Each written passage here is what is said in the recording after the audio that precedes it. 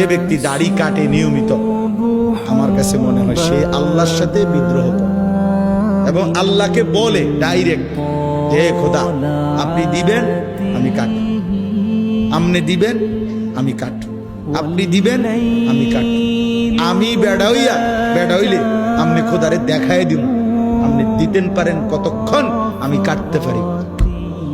তো আল্লাহও যেন বলে বান্দা কাটতে থাকো, আসতে থাকো, কাটতে কাটতে একদিন তো আমার কবরে আইবা। তো তখন প্রথম রাতে প্রথম ঘন্টায় টাঙ্গাইয়া যখন ফিটমু তখন বুঝবা মাতবরি ছুটাই দেবো তোমার প্রথম ঘন্টা, কবরের প্রথম ঘন্টা। হাত্তা তাখতালিফা আদলাউ, আল্লাহর নবী বলেন কবর যখন প্রথম মিনিট নাফরমানকে কবরে একটা চাপ দিবে, তো ডান পাশের মাটি বাম দিকের মাটি ডান দিকে, মানে ডান পাঁজরের হাড্ডি ভাঙ্গা চুইরা এই পাশে চলে যাবে, এই পাশের হাড্ডি ভাঙ্গা এই পাশে চলে যাবে।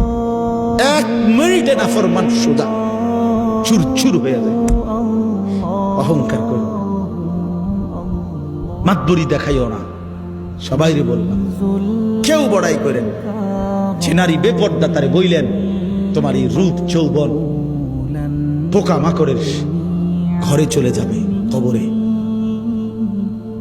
অসংখ্য সুন্দরী নারী এই পৃথিবীতে কবরের খোরাক, মাটির খোরাক হয়েছে। আল্লাহ আমাদের সবাইকে তৌফিক